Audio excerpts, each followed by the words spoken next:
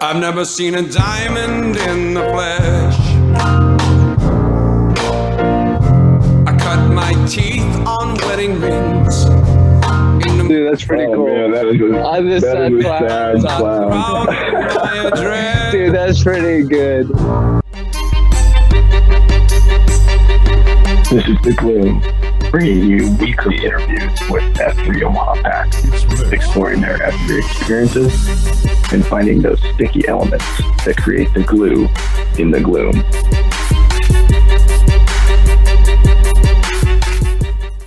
All right, folks. Not guilty, not guilty, not guilty is the is the phrase for this one. This is a first because we have the first ever New York Times bestseller on the cast. We also have a man who is a solo practitioner, which means he did his job so well he hired himself. And somebody that I love seeing in the gloom, man, just always brings a smile to my face. So Lansbury.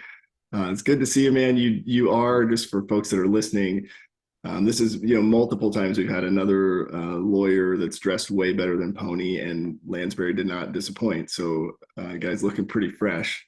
Well, look, I knew I had to up on the polo shirt game, and I brought it. I brought it today, but no tie because I want to show that I'm relatable. I'm casual and cool. So that's how we do. You look good, man. Hey, where we like to start these, man, is just tell us about the first workout. What was it like? And then we want to hear, if you remember who was on the queue, maybe your least favorite or favorite thing about it. And then how did we land on the name? Okay, I think, well, it was the second week of the coop. The coop had just started up. That's right, Bagak. I'd been getting peer pressured from Toadstool and Tugboat for like 2 straight years. And finally, like literally that morning, I was probably going to fart sack, but Tugboat showed up at my front door, and he's not a guy you say no to. So I got in the car, and I believe Brazilian was on the queue, and I don't recall, like in hindsight, I'm sure it wasn't hard. Like, I think we did some 11s on the little hill there. I remember very quickly needing to splash Merlot, and because I'd been in good running shape, but F3 has some additional elements to it that I was not prepared for, and so it was really hard. But I stuck with it. I modified as needed, and it was a great workout. And then we got in the circle, and immediately it was clear to me that Tugboat had some strong ideas as to what my name should be. Because there was some guy started, and Tugboat just yells, "Lansbury, his name is Lansbury." I'm like, oh, okay. And his rationale was that he wanted to name me Matlock, but there are some other F3 Matlocks in America, I guess, but there was no Lansburys. And he knows that I love classic 80s shows, and I had, a couple weeks before I started, I had finished writing my first book. And so she was in a classic 80s show and wrote books. And so the rest is history. Yeah, and for those that don't know, Lansbury is actually Angela Lansbury from Murder, She Wrote, right? Yes. Well, and the funny thing is, which is just great. A couple months back when she passed away, F3 guys were sending me texts like my grandma died. They're like Lansbury, I'm so sorry. I'm like, that sweet old British lady wasn't my grandma, right? Like, it's okay. Oh, that's awesome. That's awesome. Did someone actually gift you the headband? Oh, so no, the Lansbury hat. I think I'd seen a couple guys with cool hats, maybe like Q-Tip and U-Haul have cool like hats. So I thought, I'm just gonna do a little Amazon Angel Lansbury hat search, and I found that monstrosity that you have seen, and it must have been on the slow boat from China, because that thing took like 2 months to get to me, but it's pretty bad. My wife, when she sees me in it, has a visceral response where she's just like it costs $7, and she's still like, that is so stupid. That is so stupid that you bought that. What I love about that story, you're like, I think someone just posted on Amazon just to see if you'd get a bite. Like, they weren't actually going to produce it, and then some sucker actually bought it, and that's why it took so long. A joke. That is not a real item, because it would be for like me and some octogenarians out there were the only ones that would want that hat. Well, that's awesome. Well, let's back up a little bit. You had said that, you were getting EH by Toadstool and Tugboat before for quite a while. I mean, I guess where were you at kind of in your fitness journey? I mean, it sounded like you already had some connections in F3 too. So where were you kind of at in terms of a that was the fellowship funny thing. standpoint? Like once I started coming, I realized like it was like 1 degree of separation. Like I already knew Brazilian and a bunch of the guys I had seen at different gatherings and stuff. I had starting in 2019, I had really gotten into running because I had gained a bunch of weight, and I was getting your classic dad bod, and I wasn't happy with it. And I used to be a runner back in high school, so I just started running forever. Like I would just go on these huge runs while my kids were practicing, and ultimately I ended up doing Tugboat, and I trained for half marathon, and we did that, and it was great. I lost like 50 pounds doing it. It was awesome. But I was finding like around like early springtime, my body was kind of starting to break down because, I've got that personality where I just, kind of keep like a very F3, where I just kind of keep pushing and pushing and pushing. And like, just, my knees were breaking down, and I was, my feet were breaking down, and I'm like, yeah, I probably should get some other stuff in the mix here. Cause I'm not a young man. I can't just keep running like 10 miles every day. And so that's why I decided to give it a go. And now, I mean, the irony is now, if I go for a run once a week, I'm lucky because I'm so freaking tired from F3. That's awesome. And my guess is the first workout maybe wasn't that challenging for you because Brazilian was on the queue. Well, no, look, it felt hard. It felt hard to me. I am assured it was easy, but it felt very, very difficult. But yeah, no, I'm just doing a mic check there to see if Brazilian's still tuning in. But no, in all seriousness, one of the questions I had for you is you're the type of guy that's always making other people smile, right? And when you read like Free to Lead, you hear about maybe a guy putting on that face but not really feeling that way. But I get this really genuine feel from you that you just like to make other people laugh. So as you started in the group, how did you expand beyond Tugboat and Toadstool and build those relationships? I mean, it's so weird because I mean, in many ways, like I do feel like I'm the like opposite of a lot of the dudes in F3, but it ends up kind of fitting perfectly because so many guys, like I love every guy in F3, but there's so many guys who are like deadly serious, like they are out there and like we will do this and it is in cadence and here we go. And those are kind of like my favorite guys to kind of like poke a little bit because everybody's so scared of them, and I like to have a little fun.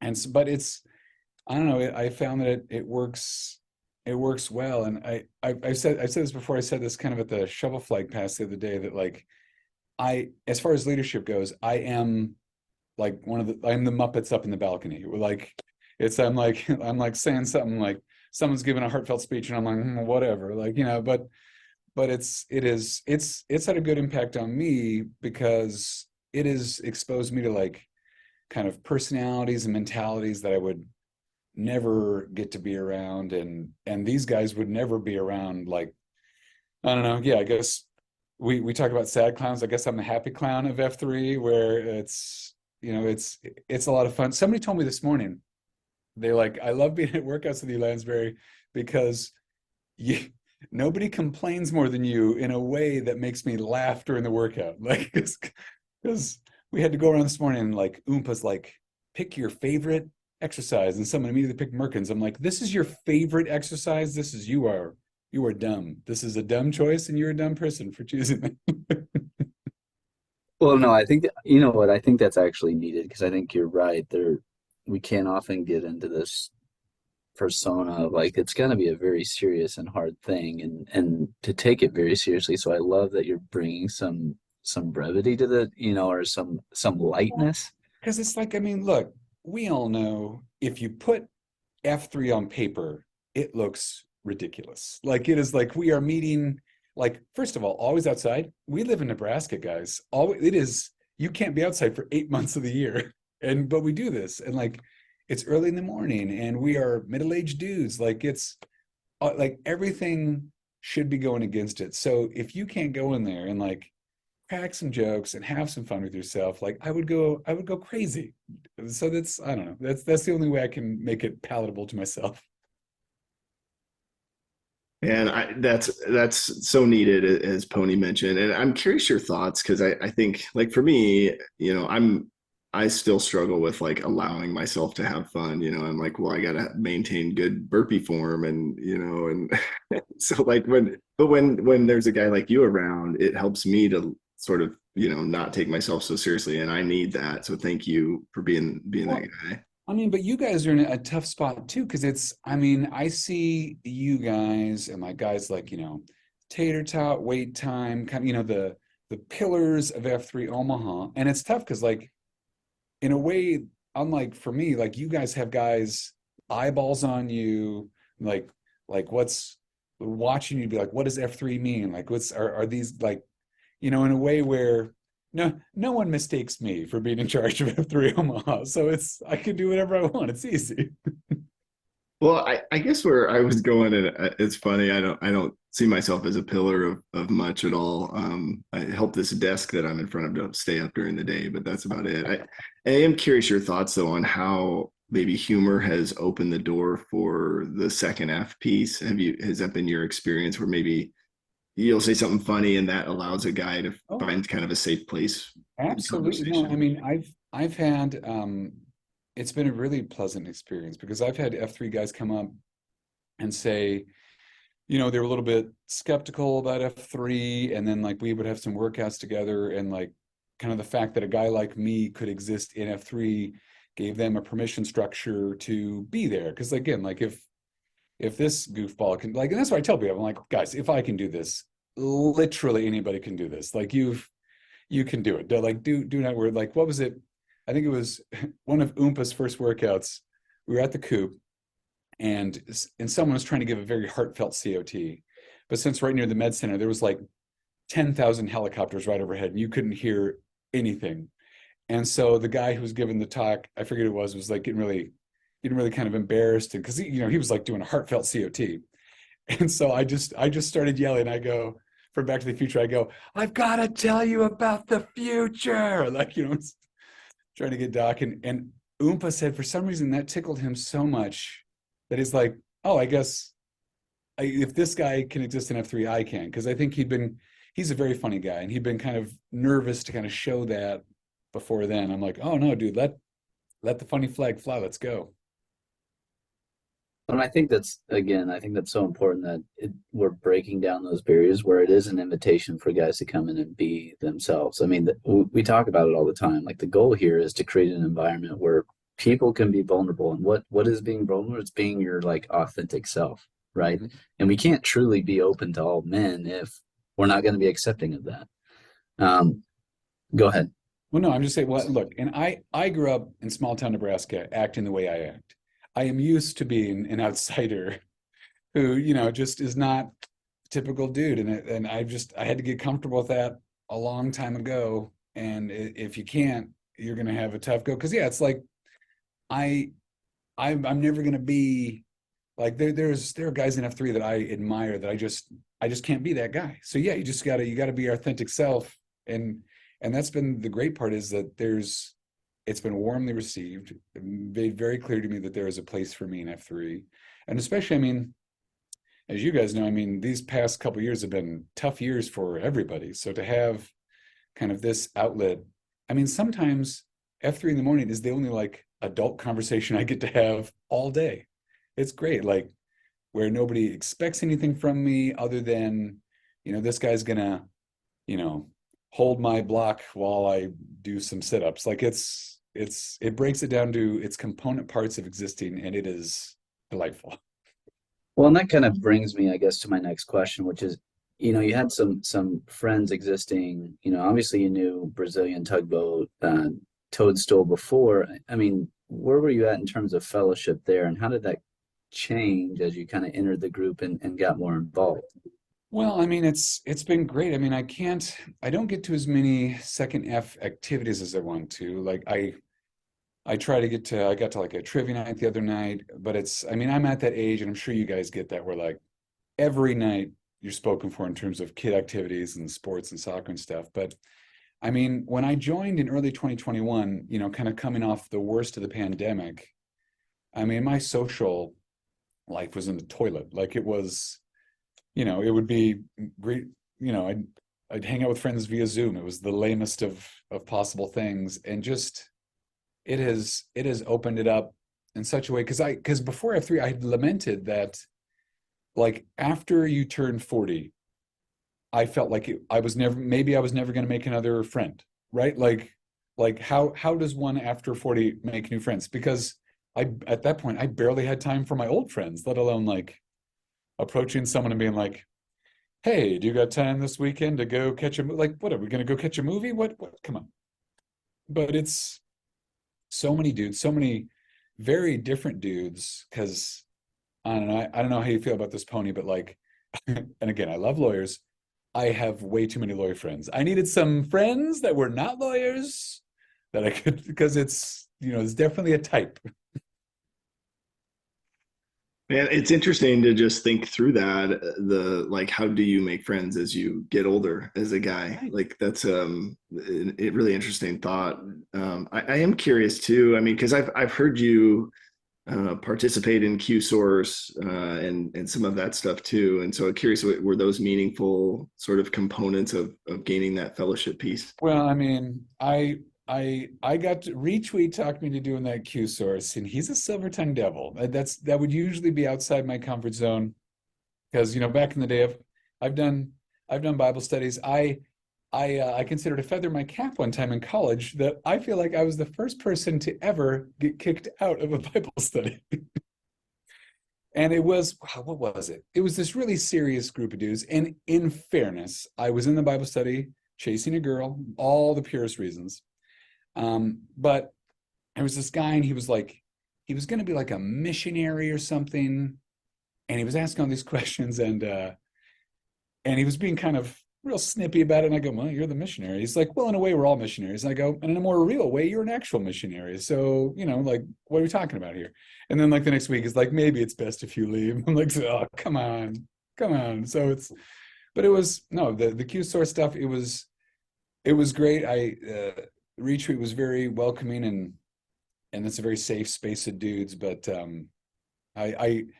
I like that exists, but I mean, I've still got to push myself to get out of that comfort zone, because, man, oh man, they raw emotions in there.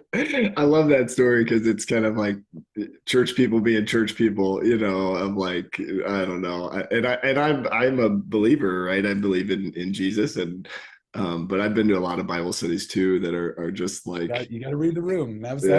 Blake is actually in our Bible study. He doesn't even go to our church. Yeah.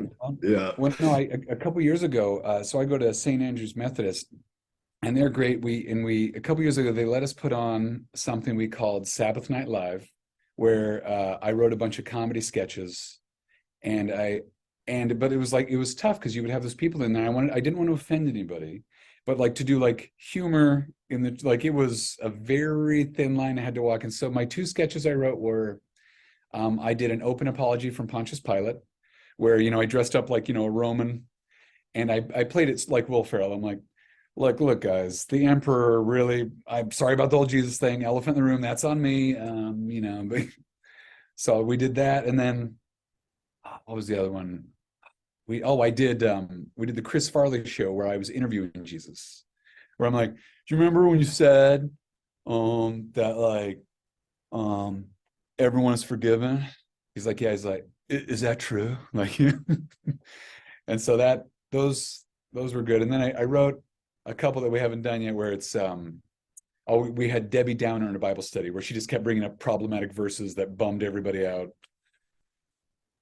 This is awesome. I need to see that.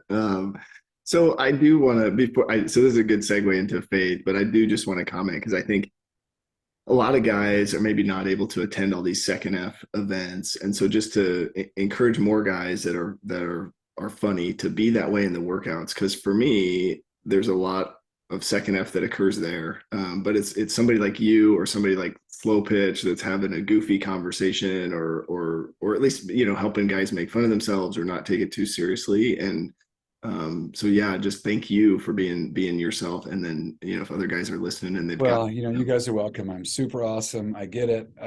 No, it is. I will say this. I get a lot more out of it than I feel like I put in, because it fills my cup every morning. It's usually the best part of my day, which, given that I'm frequently doing burpees, must mean it's really great, because burpees suck. So. Yeah. Well, tell us about just faith from your perspective, maybe the journey that you've had. It sounds like you're just church. Raised Presbyterian. And if you've never been Presbyterian, all that means is you like church and meetings. That's what that means. Because it would be like, we would have church, and then you would have like a meeting to be like, discuss everything. And they would make us like vote on everything. And I'm like, you know what? I'm good. I don't need to do that. And so when my parents moved, I grew up in Grand Island, they moved here, and then they joined St. Andrews. So I gave that a try, and it was great. I mean, my wife was raised Catholic, so then that, let's just say that did a number on her. So just getting her to step foot back in any church is whatever. But I bring the kids there, and they love it. Super welcoming place. And so, yeah. Well, good. I guess a follow-up to that would be, you know, our goal is to create some type of environment where we're encouraging those things, to encourage the acceleration of your faith in some way or another, whatever your faith may be. Do you feel like we do a good job of like creating that environment? Well, we do. I've had a couple talks lately. You know, some guys, again, I think because I'm kind of seen as like a safe person to talk to, some guys are kind of frustrated with like the super Christian feel of it sometimes. And that's tough, because I don't know the numbers, but I would go out on a limb to say the vast majority of F3 guys are probably some version of Christian, right? And so, you know, obviously that's what they're going to bring to the table. But it's, you know, you also want to feel like you're open and welcome. And I feel like we are. I mean, again, I think if the worst thing that people can say, because again, it's not a huge part of the workout. And because that's some guys that I try to the faith part of it is what stops them. It's not the working out part. It's not the fellowship part. It's them like, oh, I hear you pray. And I'm like, guys, I cannot emphasize enough that it is the safest, most open. Like, it's like, hey, my dad's having surgery this week. Okay, I'll pray for you. Like, full stop. That's all it is. It's just a support thing. And I think F3 does do a very good job of that. But I mean, I think we have to walk that line of, because again, we also have like legit ministers and pastors in F3. So like, of course, you know, they're going to be the guys to lead the prayer. And of course they're going to sound like they're in the pulpit, because they're awesome. That's what they do. But no, I've never felt uncomfortable, but I mean, it's definitely a flavor of that. But I don't see a way around that. Like, because any way around that is just going to be us putting on airs, right? Like, would it be more authentic for us to be like, and today we shall pray to Muhammad? Like, I don't think that's going to help anything. So no, I mean, I think the way we do it is definitely working. And I think it's going to naturally improve because I mean, we've, even from 2 years ago when I joined, we've expanded so much. And I think as we get more religiously diverse dudes in the fold, I think you're going to see the flavor kind of mix and match there. And I think that's going to naturally happen. And I think that's probably the only authentic way to do it. Yeah. Well, and I mean, to your point, I think the feedback is important feedback, right? I mean, hearing this and hearing that guys are talking to you about something like this is, I mean, maybe not necessarily a call to action right now, but something for us to be aware of. And maybe it's not, hey, today, you know, Greg's praying and he's going to pray to Muhammad. It's, hey, we're just open to whoever prays. You could go, like Plague likes to say, you could worship a rock if you want. If today's the rock's turn to get a prayer, then he's leading the prayer, right? It's just one of those, you know, if the F3 guys had it to take back. they would have chosen another letter. You know what I mean? They would have chosen another letter than Q. How would they know? How would they have known? Yeah. It's interesting because I think it's just a higher power, right? Somebody greater than you, right? It just can't be you. That's, I think, the only. And to me, it works because, and again, this is take this with all the seriousness, but when I first started going to F3, it clicked one day. I go, oh my God, Toadstool, F3 is AA for guys that don't know they need to stop drinking yet. Like that's what it is, because we're praying to a higher power, whatever that is. We have steps that we follow, where it's all about support structures and healthy lifestyles. I'm like, oh God, this is great. It's AA, but guys can still go drink. Yeah. Well, I'll take your word for it since you're the missionary. Hey, I'm the missionary. You know what? You're out of here, Plague. You're out of here. Oh, no, I love it. And I do want to just dive into, well, I guess I'm curious, have you participated in AA, or is that? No. Okay. That's, many friends and family members that has been a very positive thing for, but I mean, I will say, if I know this about myself, that I cannot do anything in moderation. And so that's why I don't drink, I don't do any drugs, I don't smoke. I can't, because if I do all of it. It is, I don't have that. And I know in my family, there's a history of that on both sides, of not being able to do moderation. And so that's how I'm doing with F3. Like, I'm like, oh, I'll go to F3 a little bit. And I'm out there, I post 6 days a week. So it's, so I force myself to do that. I even had to stop, I had to stop drinking caffeine. I could not be trusted with caffeine. I love it. No, and good for you, man. I think that's good self-awareness there. I am curious, so we've got this really funny guy, right? He spreads joy through humor. You've got a good foundation of faith, but what would you say keeps you going, or where do you find that sort of hope or spark each day? Now, do you mean what keeps me coming back to F3, or just motivation in general? Both. I would be curious both, if it's different or maybe the same. Well, I mean, spoiler alert for the COT I'm giving this Friday at my Cinco de Stinko workout at the Golden Spike. But it's, I remember 2 convergences ago, Wait Time gave a talk, and I remember this about your 3rd year in F3. And where your first year, it's all fun and new, and it's just new, it's all new. And your 2nd year, if you're really plugged in, you probably are a site queue. And that was literally on my 1-year anniversary, I took over the coop. And he said, just kind of word of warning, your 3rd year, you make sure you can still find some way to be motivated, because it's, you've done the leadership thing, you're unplugged from that. Nothing's new anymore. You kind of are getting into your ruts. So you want to make sure that you still have motivation to get up. And so as I approached that 2-year anniversary, I kind of thought about what's still getting me up. And I think it's that second F. I think it's the dudes. There's so many guys that I just oh man, on rainy days, I'm oof, but gosh, that guy's queuing, and it's always a good time. Or I promised this guy I'd go in pre-run, so I better go. And I never regret it. But it's not my love of fitness. Sure, does the wife love the abs? Yes. Elephant in the room, she loves the abs. But that's not what gets me out there.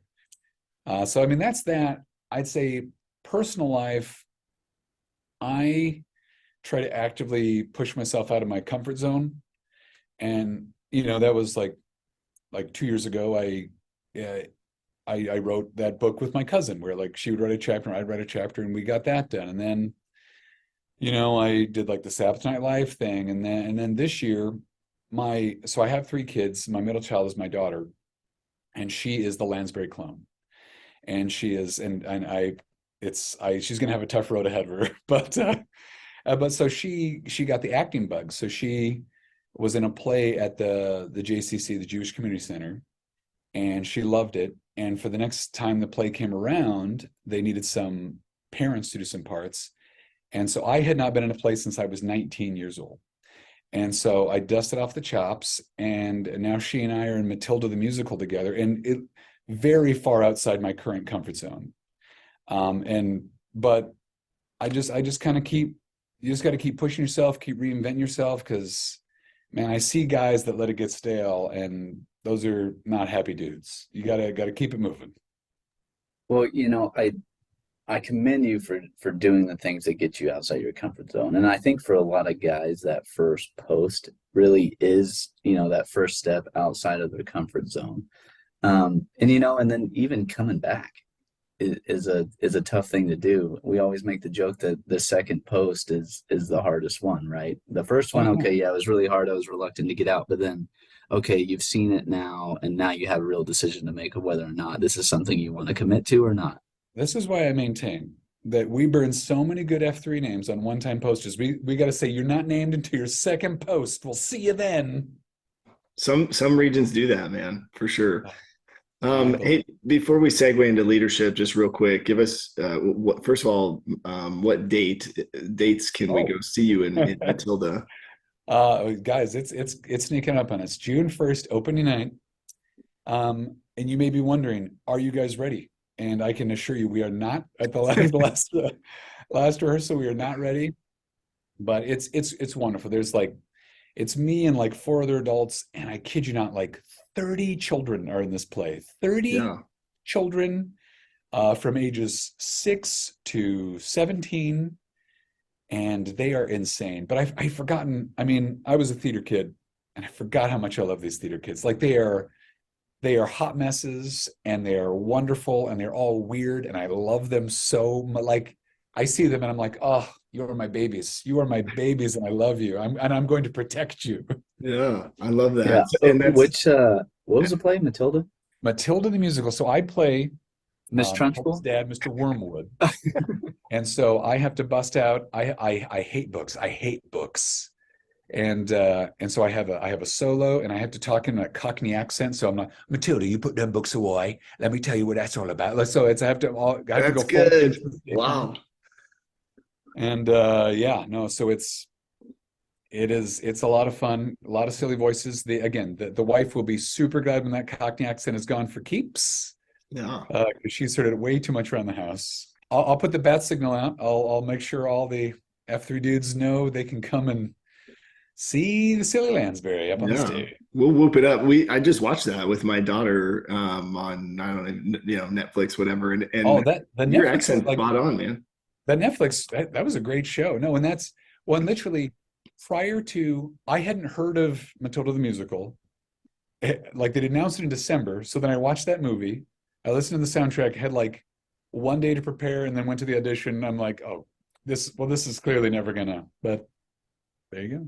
Love it. And then just a brief maybe name of the book, and I don't know if you want to spoil the topic or what it's about. So I published a book. It's available at Amazon. It's called Loof Balloons. Our pen name is CL Jolie. That's our first initial, that's our grandparents' first initials, and then Joe and Olivia combined to a name there. And so it's kind of it's a young adult Hunger Games kind of Divergent type thing, and the premise is it takes place during a pandemic, and the only way that people stay alive is blood donations from children, but the immunity has begun to wear off, and there's something evil lurking behind the scenes, and what is it? And oh my gosh, so much excitement. And that one's based on a true story, right? I'm just kidding. Story. When I just finished my first draft of my new book, which is it's a ghost story in the vein of Stephen King, H.P. Lovecraft. And the premise of that one is it's a guy died in the mid-90s when he was a teenager in a small Nebraska town and became a ghost. But unfortunately, the rules are every morning when the sun comes up where you died, you are reset to that location. So he can never, essentially it's Groundhog Day. He can never leave his small town. He's stuck in the same shitty, mid-90s fashion that he died in, and almost and he's very lonely because he doesn't know why, but almost no one else becomes a ghost. So as the book begins, a teenage girl becomes a ghost in a car accident, and he kind of shows her the ropes, and they realize that maybe something's going on That's maybe some sort of ghost is causing trouble in this small Nebraska town, and maybe they have to get to the bottom of it. So Nice. let's see. I love that, man. Do they do any like morning F3 ghost workouts? Is that making? Oh, so there are a lot of F3 references. So there is they notice that there's like this malignant dark silver kind of like entity that attaches to children, and that like once these children have this attached to them, that kind of like that hints that they may be the next to perish. And in the book, I named that the gloom. That's Okay, awesome. we want some royalties off of that one. Look, no. I'm gonna spell it weird. You're not gonna get me.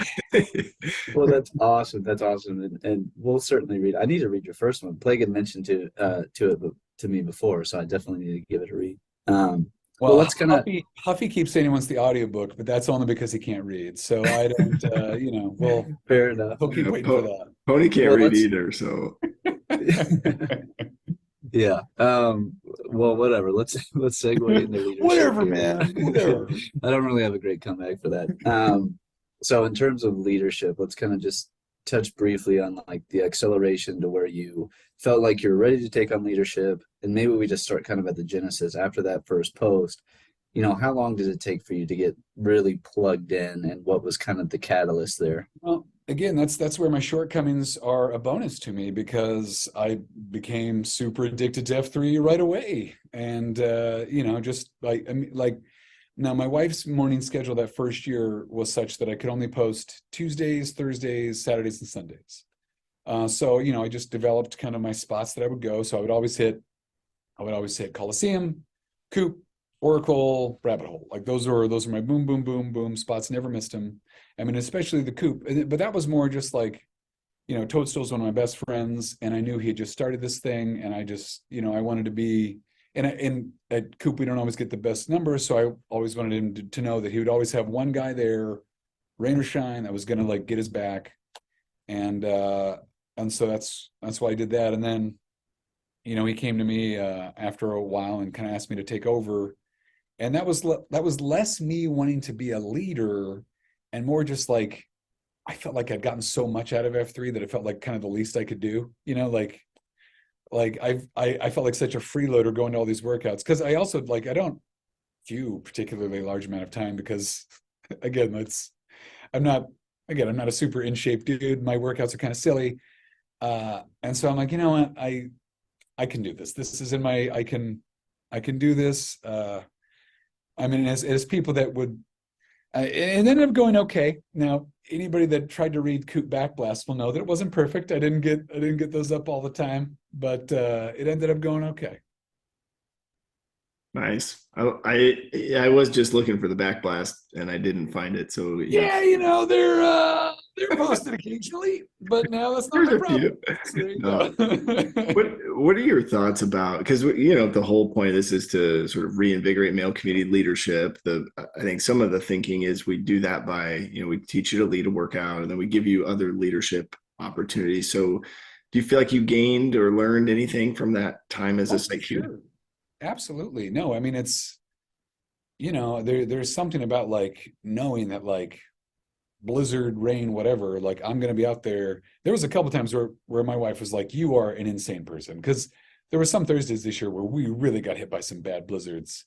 And I'm like, babe, like, look, if I have to walk, I'm going. Because, I know there'll be like a couple dudes that are there that want somebody to be there. And, I'm not going to leave them high and dry. And so that kind of showed me that I was made of maybe tougher stuff than I thought. Well, and then, so now Pigpen has taken over, and he was very reluctant because, I mean, if you can imagine a guy in F3 who is more opposite of Lansbury, and I mean that in a good way, like, because he is a mature adult who makes responsible decisions, who's not an insane person. Like it's, but, he's a quiet dude, and he didn't, and when I first talked with him about it, he just didn't see himself that way. And so we talked about it a few times, and eventually I go, look, Pigpen, I know you don't see yourself that way. I see you that way. I go, other guys see you that way. Other guys see you out here working hard, every week. Like That's who you are. Like, and if you don't want to do that, like, you don't have to do that. But don't say no because you don't see yourself as a leader, because you already are. Like, you're out here every week. You're already leading. Like, his work. Did you guys ever hear about his Q workout, the tribute to American cinema? Did you hear about this one? No. Oh my God, I have never laughed so hard. He does it with a very straight face. He's like, today is going to be a tribute to American cinema. And I'm like, oh, here, like Martin Scorsese, like what are we going to be doing? And he set up four stations. And the tribute to American cinema was Rocky 1, 2, 3, and 4. Like, that was, and I'm just like, that's the greatest thing I've ever heard. And it was super fun. And he made it his own, because he's a transplant from F3 Texas. And I think for a while he was worried that like maybe like he didn't know enough guys or whatever, but man, he is coming to his own in a way that has been super fun to watch. You know what I love about that story, what you alluded to there, and actually what you had mentioned in the shovel pass was this concept of identifying someone that has an identity that is different than yours, just to kind of shake it up. I think some site cues can kind of get in when you're looking for a successor. It's like, okay, I think that the woodshed or the coop has an identity, and I want to make sure that identity stays the same and I can preserve that. I like what you did. You kind of flipped that on its head and said, well, it does have this identity because of me, but it needs some more flavor to it. Right. So I really like that, and I think more guys should think about that too as they're looking for either replacement. It doesn't have to be a guy that's like you or the quintessential lead. I don't know, for lack of a better term, quintessential leader. It can be someone that's maybe not ready, maybe someone that's completely different than you. Well, you also got to remember, like, when we're EHing dudes, it does not necessarily behoove us to have them show up and see a bunch of dudes that like have, chiclet six packs, right? Like, they want to see guys that like look like them and act like them, to know that like they can do this. Cause that's kind of the first big hurdle of like, oh, Joe, I don't know if I could do that. I'm like, anybody can. Literally anybody can. But with our, little asterisks of modify as needed. But I mean, that was kind of my thinking there. Like, he's one of those guys that like, he gets up and he does not let anything defeat him. He does not let anything put him down. And to me, like, there's nothing more F3 than that. So I'm like, this is the only guy. This has got to be the guy.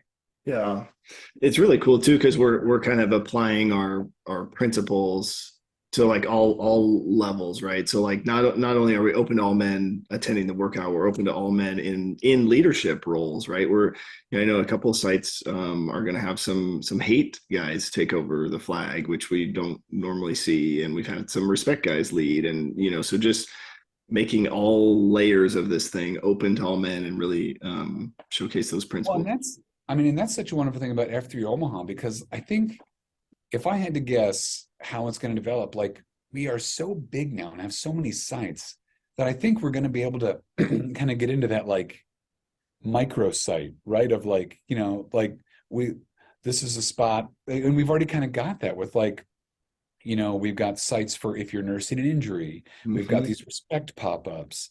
We've got, God, heck, this morning Scuba did a little ultimate pop-up over at West Side. Like this, like, people are just finding new ways to plug in that just are gonna, like, I guarantee you Scuba got some guys that pop-up that aren't going to go to F3 otherwise, and now like they're like, oh, what's this? And I love that. Yep, for sure. Hey, we started asking guys a new question. So this is from a COT that Waytime and Tater did the Friday before the anniversary. But it's so what did I think was important when I started F3, and what do I realize is more important now? Oh man, that is a very good question. Man, I don't know. I mean, what I thought, I had been feeling like after my youngest child was born, I gained a bunch of weight. I was feeling very old. It was very much like I wanted to feel like a young man again, right? I wanted to recapture that. That was important to me. That was kind of a big reason I got back into running and working out. And again, and that has been great. But I mean, I think if that is the reason that you do F3, I think your time in F3 will be short and or cyclical, right? Because you'll do it, you'll get in shape, you'll stray from it, you'll gain the weight back, you'll come back, it'll be that pattern, which is fine. I mean, if whatever that works. But like for me, I've definitely had to see that like these relationships are more important. I mean, these support, because for me, one of my favorite parts is just seeing grown-ups be vulnerable. And like the two things that I love most about F3 is like seeing vulnerability and seeing people's passion. Because like if you see somebody talking about something they're passionate about, I don't see how that doesn't jazz you up. Like, and because I don't like half the time F3 guys when they're talking, I have no clue what the hell they're talking about. But I'm like, I can tell that they love it. So like that gets me excited. Let's go. And so that's what kind of brings me back. Like people in their COTs will be like talking about struggles they're having, how they overcame it. I've never had those struggles, but I'm like, man, it's great. You did it. Yes. Like we did it. Like that is what I found to be important as time has gone on. Well, I guess in that same vein, and this kind of ties to another question we have, if guys see you out there, how do they kind of approach you and say, well, what is Lansbury passionate about? What can I get him talking about that's gonna? Yeah. I mean, I'm easy. I'm a capital N nerd. I mean, if you come to me with like you want to talk Marvel, you want to talk Star Wars, you want to talk literature, new or old, let's go. I'm here for it. I'm ready for it. Any of that stuff is going to get me going. I mean, you get me in Tugboat, start talking about WWE wrestling, get a comfy chair because you're going to be there for a while, bro. Because that's going down. But no, I mean, for me, I love hearing what other guys are excited about and want to do, and then just like the thing I've been thinking about lately is art for art's sake. Oompa had a good COT on that the other day where it's like you need to, as you get older, keep making art in however that means to you. Like if you're an artist like Huffy and you can make these great, like do that. If you're a writer, do that. But because I can't tell you how many guys have come to me after the book and they're like, well, and they kind of look around sheepishly. They're like, sometimes I write some poetry, but I don't let anybody see it. I'm like, hey, George McFly, let me read your stuff. Like, why are you hiding? Like, let's go. Like, I don't write stuff because I'm a great writer. I write stuff because I got a story in my head that wants to get out. Like do that. And it is going to really make you feel better because almost, and it's almost across the board. Like every F3 guy has a super secret art that they want to do that they don't want to tell anybody about, but they know I'm a nerd. So they come to me and it makes me happy every time I hear about it. That's awesome, man. That's really cool. I think I'm too embarrassed to say what my secret art form is. Yeah. I'm not. Let's go. Let's go. What do we got? What's your? Come on. I don't have any talents. I think secretly I would love to be a woodworker, but I don't know that I have the tools for it. I don't know. But here's the beauty of it. You've got a day job. Your life does not depend on your woodworking, so just have some fun with this. Yeah.